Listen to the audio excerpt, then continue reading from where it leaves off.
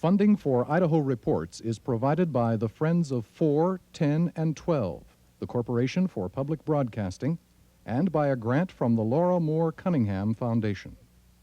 A federal court has mandated changes in the Idaho prison that could cost the state millions. We'll look at that story tonight.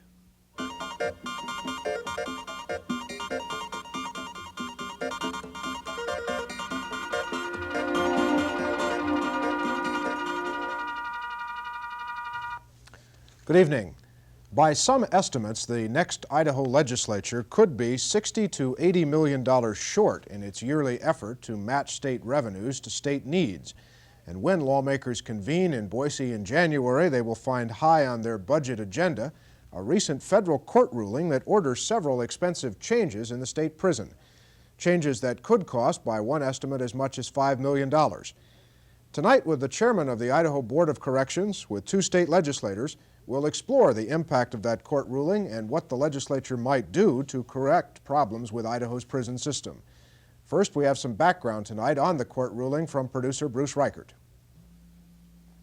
It's sometimes hard to believe that prison officials and prison inmates could agree on anything, particularly the outcome of a class action lawsuit. But that's pretty much what happened when a federal judge ordered Idaho to make substantial improvements at the Idaho State Penitentiary. The decision handed down earlier this month by U.S. District Court Judge Harold Ryan is seen as a blessing, albeit a mixed blessing, by Corrections Director Al Murphy. I've got concerns when a federal judge ever gets into your business, and that's a problem. But in reality, the order is going to give us some much-needed improvements. The 66-page ruling ordered the state to provide more guards in the medium security area of the prison complex. The ruling also ordered a psychiatric care program for inmates and gave the state 90 days to establish round-the-clock medical care, a deadline Murphy says is all but impossible to meet. There's no way we can make those deadlines, especially the 90-day one. I think that we probably have to go in, we'll have a plan ready, we can show them some good faith. It's just unrealistic right now to be able to do it. 180 days plus 60 days, that seems fairly reasonable. Somewhere July, August, I think we can show some implementation. The judge also ordered a custody classification system to protect young prisoners from being sexually assaulted, special diets for sick inmates, and more time for inmates to prepare their arguments before disciplinary hearings. The ruling is seen as a victory by one of the two inmates directly responsible for the class action lawsuit. Well, I was generally pleased with it, and I felt that Judge Ryan perhaps gave more than what I anticipated he would rule in favor of the inmates. I don't think it did go far enough. I think that the biggest concern, my concern, and I think the population's concern at the time, is the idleness here in the institution. I think another thing that we tried to emphasize, and not being lawyers, we didn't know the proper way to do it, is the trauma and stress that an individual goes through here in the institution. Something that isn't going to be noticed until 3, 4, 5, 6 years after the man's out. And these are the things that I felt that Judge Ryan's decision didn't go far enough in. Both men wanted the judge to rule on other matters as well, like rehabilitation and overcrowding. There's no help here for anybody. You have a high school program in the summer, but how many times can you go to high school in a 5-year period? And how many times can you take a religious education class? And what benefit is that going to do to you if you're a bricklayer? You do not have an opportunity to lay those bricks. You can't maintain the skills you have. You become bitter. You become resentful, hateful. You know, there's a lot of stress and a lot of trauma down there. I hear a lot of talk about post-Vietnam stress all the time. What about post-prison stress? We proved beyond a doubt that, including the farm dorm facility, it was constructed to only house 436. Right now, between the two facilities, they have something like 950 or more, which is more than a 200% over design capacity. And to that day, it's still bothering me that some steps were not taken to alleviate that overcrowding. How does overcrowding impact a prisoner? Overcrowding affects everything in a prison. It affects everything that the daily life, the sinks plug, the showers plug, everything plugs, and it's simply because of overuse or too many people. We do have an overcrowding problem, but So does every state in the United States. Whether this is unconstitutional or whether this relates directly to the 8th Amendment is something that the courts are going to have to decide. Glenn Johnson is a hearing officer at the prison and is responsible for the prison's disciplinary process. I don't think you can have a better test for the disciplinary or classification than to have it go through federal court. And I think our disciplinary process in Idaho stands up to any state. I think it's comparable or better than the federal system. But he did admit that the judge wasn't as impressed with other areas of the prison. We got hit pretty hard in the psychological and the psychiatric parts of it. We got hit pretty hard in the medical part of it, okay? A lot of this we've already started complying to because we did see some of these things coming. Judge Ryan addresses the indifference of staff to inmate medical problems, okay? And I think getting the medical staff down to where these problems exist, where the tire meets the road, so to speak, will cover this. The psychologists, if they saw a person every hour for 16 hours a day, 7 days a week, could not see enough people here. It's a physical impossibility. Aside from beefed up medical and psychiatric care for inmates, Johnson also believes the prison needs more guards. This institution is extremely large. It's very spread out. There's a lot of blind spots in it. We definitely do not have enough correctional staff. I don't really want to say it comes down to a life-threatening situation, but I do think it comes down to the point where staff and inmates are very, very wary just because there is not the proper structure. What has happened in this state prison has happened in at least 30 other states where federal judges are forcing prisons to end cruel and unusual conditions and practices. It's not that prison officials are sadists. For the most part, they'd like to improve prison conditions, but that costs money, money which so far the legislature has refused to appropriate. In reading between the lines, if the orders of Judge Ryan aren't accommodated by the administration, the next step is to come in and release some of these inmates. A release of prisoners, not likely to happen. That might be, in the public's estimation, the worst. My estimation, the worst would be is a court-ordered master with his actual take over the court, and I'd have some major problems with something like that. I don't really think it's going to happen. I really think the legislature is going to be helpful to us, but that can happen. That's probably the most reasonable avenue for the judge to take if there was an outright refusal to meet the court order. More on this situation now. First tonight with Bob Anderson, the chairman of the Idaho Board of Corrections. Mr. Anderson, who lives in Post Falls, Idaho, joins us tonight from Moscow. Mr. Anderson, Director Murphy there just on the videotape seemed optimistic about the legislature coming up with the money needed to implement these changes that the court has said need to be made. Are you as optimistic? I think so, Mark. I'm always an optimist. Last year, the legislature did give us quite a bit in capital expenditures, and I think the judge saw that and was able to understand where we're going in that field, and really didn't get into the facilities, the lack of facilities. We have a real good program now as far as the population and what we're going to be doing with that in the future.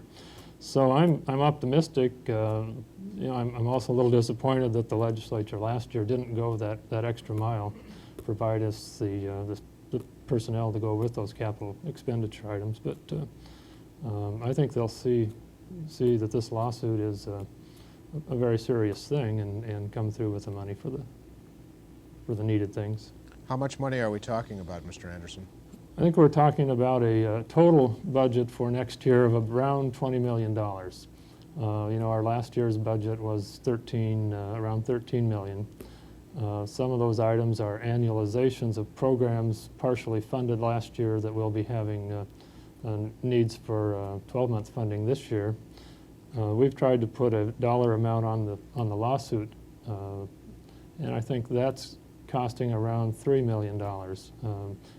During our budget process, we tried to build what we anticipated the lawsuit costing us into our budget. So I think if you want to put a cost on it, it'd be $2 to $3 million. Director Murphy also said on the videotape there a moment ago that it would be impossible to meet some of the deadlines that Judge Ryan in his decision said you must meet. Are you going to be able to slip some of those deadlines, you think, with the expectation that things will be corrected? We're going to be doing all that we can to meet the deadlines.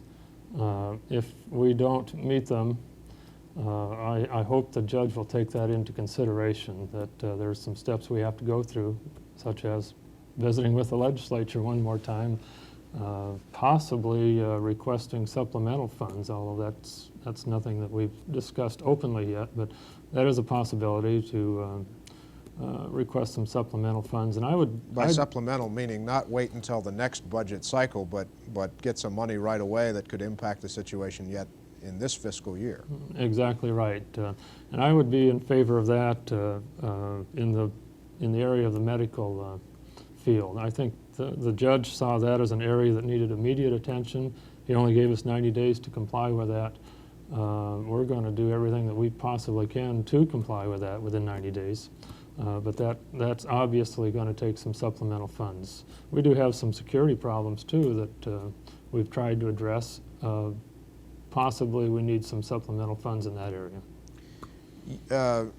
I think it's fair to say that a lot of folks who have been close to the corrections problems in this state, be they money or personnel or facilities, have said that this situation of a lawsuit going to federal court and an adverse judgment was something close to a foregone conclusion. In other words, you've warned about this for some time, which implies that it could have been avoided. Could it have been avoided?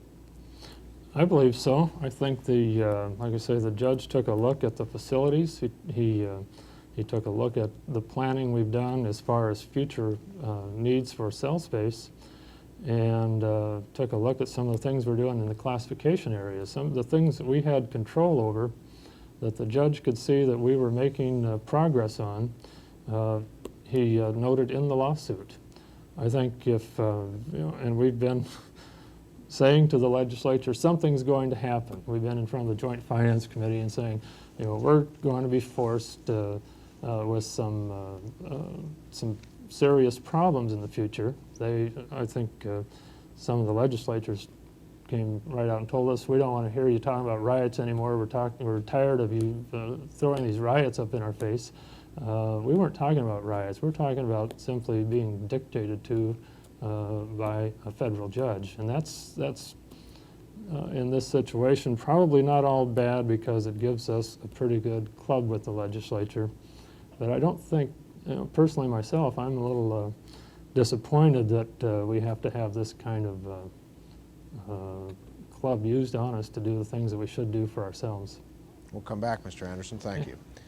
For a view of how the Idaho legislature might see this situation in a month and a half from now, we turn to two members of the state legislature, State Senator Roger Fairchild of Fruitland, the Republican chairman of the Senate Judiciary Committee, and State Representative Gary Montgomery, a lawyer and a Republican member of the House Judiciary Committee. Senator, doesn't the Idaho legislature deserve the lion's share of the blame for this situation having arrived at the point we find it in now? Oh, I think so. We have, over the years, on law and order campaigns, made more and more laws and more crimes and longer sentences. And the voices have not been heard to say that there's consequences at the other end of the pipeline. I've been one of those voices for the last 2 years saying we can't just keep being heroes when we pass these laws without the consequences. Judge Ryan is not a frivolous or liberal with the money. He's a conservative ex-member of the legislature and a conservative judge, and I think he made a reasonable finding. However, we have basic problems that have been a long time coming, and our correction system, our probation system, and our physical penitentiary have basic problems, and we're going to have to take the whole system and look at the whole system from the bottom up and take a fresh new look at the way we run our correction system. And I have some definite ideas about it, and some of them are being implemented now. There's a lot more to do, and it's going to cost some money. Representative Montgomery, as a practical matter, does the legislature have any choice but to pony up the money? We'll be obligated to respond to the judge's decision. But in fairness, I don't think that we have to shoulder all of the blame in this matter. I think it's important to remember that Idaho is not a wealthy state.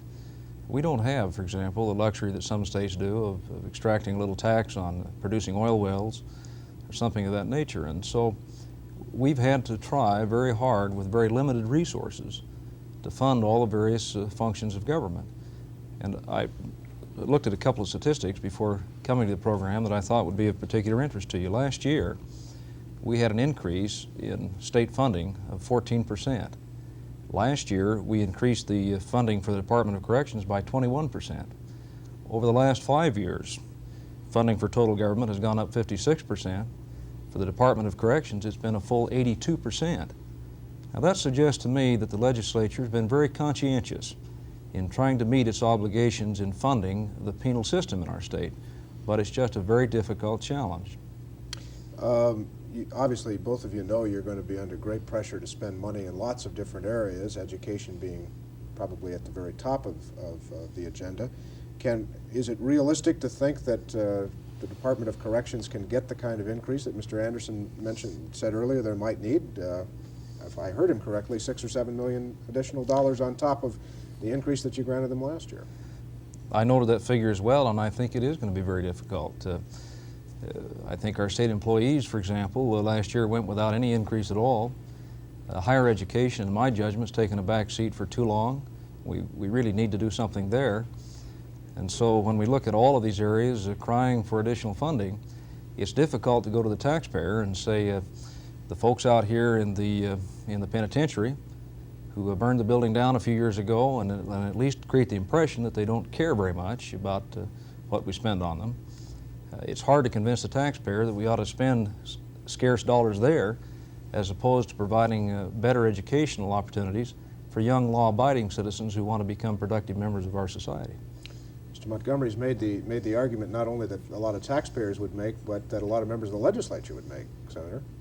Well, I would agree that it's difficult, and some of that money is going to have to come up. $3 or $4 million, or we're going to have worse financial consequences. Be penny wise and pound foolish if the judge has to come in and run the penitentiary.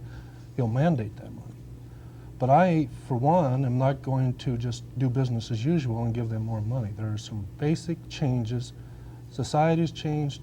The penitentiary system has to change with it. And we're going to have to make some basic changes to the way we run the system, or all the money in the world will just be like they'll be back later, years later, saying we have the same problem again. We have to recognize the reality of what's going on out there. We have rehabilitation doesn't work for everybody. Our penitentiary is an architectural disaster. We have to build a new maximum security prison so we can take the people that need to be warehoused for society's safety's sake and get them into a different structure. Then we can make the classification system work in the existing penitentiary for those that can be rehabilitated. By classification, you mean separating the most dangerous sorts of individuals from others who aren't so dangerous so that they're not crossing back and forth in the population? Well, I want to take the dangerous ones and put them in a separate maximum security prison, in which we need a new one.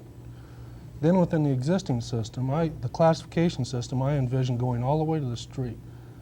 You have different levels of prerogatives and freedoms out there, and if you start at the worst, and as you behave and progress, you can move through the systems to the end of the dorms and into the farm dorm and then into parole, and then we got to make our parole system work, because we just can't shove people out on the street without supervision. Our parole system is negligent. It sounds like you're talking about, as much as capital improvements and money improvements, you're talking about management changes. Without following the management, we need new management direction. And I think Mr. Anderson and his board and Director Murphy and his staff see this and agree with it. They're not moving as fast on some of the things. I asked him for plans on how you'd build a new maximum security and what it would cost. You have to see those. I think we have to abandon the idea of work release centers. I think they're counterproductive money-wise in the long run. We just spent $500,000 last year on a new work release center, which I felt was just pure pork barrel politics. We do need a management change of direction, and some of these things are going to be slow coming, and we're going to have to get the rest of the legislature and the rest of the professionals in the field to come along. Maybe I'm wrong in some of my ideas, but nobody's told me that yet. And I've gotten a lot of agreement from the professionals in the field that this is the kind of system we're going to have in the long run to match what the reality of society is. Let me ask Mr. Montgomery about that, then we'll go back to Mr. Anderson. Do we need some management changes, and as Senator Fairchild suggests, from the bottom up here? I'm not sufficiently familiar with the workings inside the penal system, I think, in fairness, to comment on that specifically, other than to say that there's always room for improvement. And I think that for the reason I mentioned earlier, because we don't have unlimited dollars to work with, of necessity, are going to have to be more creative in trying to solve some of these problems through methods that don't involve big outlay of additional cash. Mr. Anderson, you've heard what the two legislators have to say, and I would offer an editorial comment that I think they represent largely the opinion in the legislature. Would you agree with that? And what's your comment to what you've just heard here? Well, yes, I agree with that. You know, no one likes to spend money on penitentiaries and prisons, but it's a fact of life that if you're going to put someone behind bars, you're going to have to feed them, clothe them, take care of their medical expenses, take care of their safety as well as the safety of the people working behind those bars. And I tend to agree with Senator Fairchild to some extent. I think the only areas that we really disagree on is the work release centers. Even that's a small disagreement philosophically. I think what Senator Fairchild is saying is that we need to provide some alternative to corrections in probably our intensive supervision program that we do have going now is following along those lines. Well, the thrust, I think, of what I was hearing here, correct me if I'm wrong, gentlemen, was that this is not just a money problem, that there are some other things that can be done. Well, the bottom line is if you're going to put people in the penitentiary and keep them there, and it's going to cost you money. There's no getting around that. When I came on the board in 1980, the average length of stay at the penitentiary was 22 months. Because of our determinate sentencing and probably society's feelings that these folks should be in there longer, the average length of stay has been up to 36 months, and it's now down to 33 months. That's a cost to the taxpayer. It's one that I think he doesn't mind paying, but he's going to have to do the job right. Well, let's get on to one specific case. You heard Representative Montgomery's numbers earlier about the overall increase in the state budget and the increase in the Department of Corrections budget in the last 5 years. Corrections running ahead of the rest of the state budget. Doesn't that imply that there has been a good deal of money spent on this problem? Well, no, I don't. I think we could look at, we could probably provide a pretty good case that we were really far in the hole to begin with. Our budget when I started on the board was around $8 million. Now it's up to $13 million, an increase of $5 million over 4 years. In terms of real dollars, in light of the expanding population, I don't think that's a big increase at all. Okay, Mr. Montgomery? Well, the point was that we are making a conscientious effort to deal with the prison problem, and we're doing it with very scarce resources in terms of dollars. On your point about management and efforts to achieve improvements without additional cash flow or Right. cash being put in, I read Judge Ryan's opinion, and some 66 pages, and I have great respect for him. He obviously thought it out very carefully and very thoroughly in making his findings and conclusions. It was of particular interest to me that in some cases he referred to intentional or deliberate denial of medical benefits or improper provision of food and so on. Now that suggests to me that in some cases those directly involved in the problem have an attitude problem. And that doesn't necessarily require additional dollars. It requires a little different management style, some improvements along those lines at the prison facilities. How about that, Mr. Anderson? Well, yeah, those, I think you have to read the paragraphs before and after those comments. It really, the attitude problem, if it exists, is simply a matter of poor attitude, and we're not doing the job that we should at the penitentiary in delivering these services. Most certainly will be taken care of by the warden, and we've addressed those points with Director Murphy and the warden. But I think the overall problem at the penitentiary is simply the lack of guards. We have a severe overtime payment problem. You just constantly. need more. You just need more bodies. We need more bodies, and I think if the guards are not overworked, their attitude is going to improve greatly. Yeah. Senator Fairchild, do you agree with that? Do we need more prison guards? Well, we do, considering the existing structure we have, but the existing structure we have out there is not designed to hold maximum security and death row inmates. We're going to have to spend some money.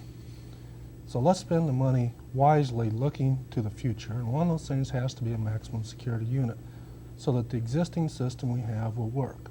Otherwise, we're just going to have to saturate that place with guards. I mean, it's built so that it doesn't wisely use the number of guards that are there. Just get a quick comment from you on that, Mr. Anderson. Oh, I agree. It's the system we have now, as far as the buildings go, is a nightmare. And you agree with the senator that we need to make some plans for a maximum security facility? A maximum security facility would help immensely, and that plus the plans we have for Orfino, Cottonwood, and the work center at Napa, I think will get us through maybe up to year 2000 with the present facilities and the maximum security unit. Okay, I just got a minute left. Let me get a quick comment from each of you, beginning with Mr. Anderson. What happens if the legislature does not appropriate at least a significant amount of the money that you have indicated they need to? Are we looking at perhaps the federal courts running the prison in Idaho? I think so. I think that's probably, I don't want to second guess the judge, but that's what's happened in a lot of other states, including Washington, almost happened in Oregon, happened in Texas. Mr. Montgomery, is that a concern of yours? It is a concern, but I'm confident that we will take steps as legislature to prevent that. We'll do it as economically as we possibly can and still meet his requirements. Senator Fairchild. The legislature will appropriate more money. We will take care of the problems. My concern is we just don't appropriate some money, sweep it under the carpet and forget about it. We have to look to the long term so that we have programs in place that the problem doesn't come back to haunt us 10 years later, needing more money 10 years later. Let's make the system look to the future. Senator Fairchild, Representative Montgomery, good of you to join us tonight. We appreciate it very much. Mr. Anderson, thanks for driving all the way to Moscow tonight to be with us. We appreciate it very much. Okay, thank you, Mark. Thank you. That's our time for tonight. We'll be back tomorrow. I'm Mark Johnson. Good night.